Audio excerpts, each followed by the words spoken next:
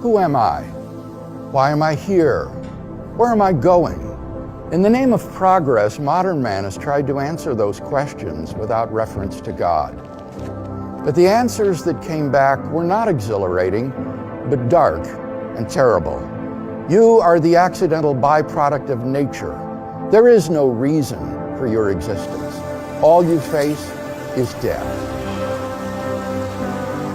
Modern man thought that in killing God, he had freed himself from everything that repressed and stifled him. Instead, he discovered that in killing God, he had unwittingly killed himself. For if God does not exist, man's life is ultimately absurd. If God does not exist, then man and the universe are inevitably doomed to death. Like all biological organisms, man must die. His life is but a spark in the infinite darkness, a spark that appears, flickers, and then dies forever. Scientists tell us that the universe is expanding, and as it does so, it grows colder and colder. Eventually, there will be no heat at all. There will be no light. There will be no life. This is not science fiction. If God does not exist, then we are inevitably doomed to extinction.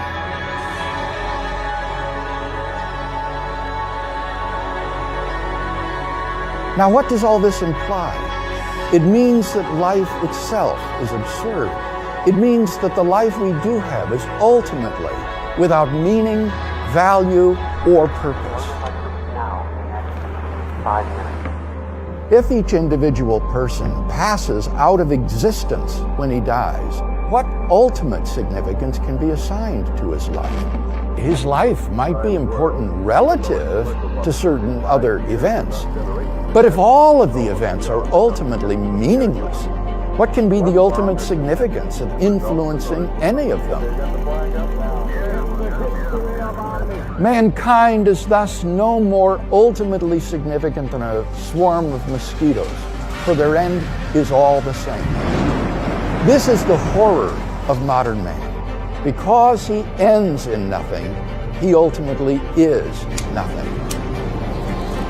But it gets even more distressing, for if life ends at the grave, it makes no ultimate difference whether you live as Joseph Stalin or as a Mother Teresa.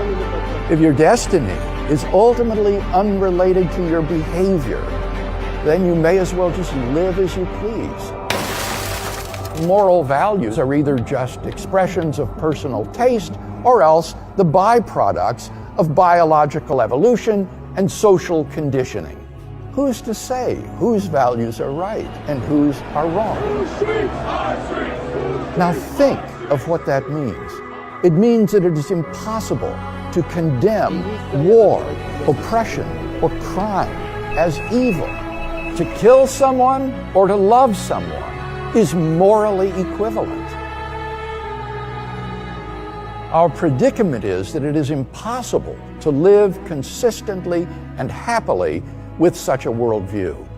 The atheist philosopher Bertrand Russell held that moral values are simply expressions of personal taste.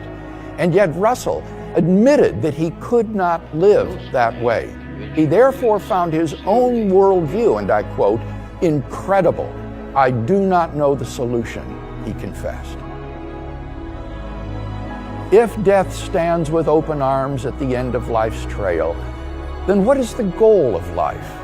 Is there no reason for life?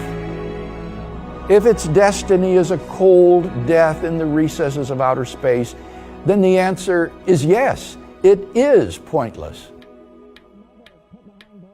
We need to wake up and understand the gravity of the alternatives before us. If God exists, then there is hope for man. But if God does not exist, then all we are left with is despair.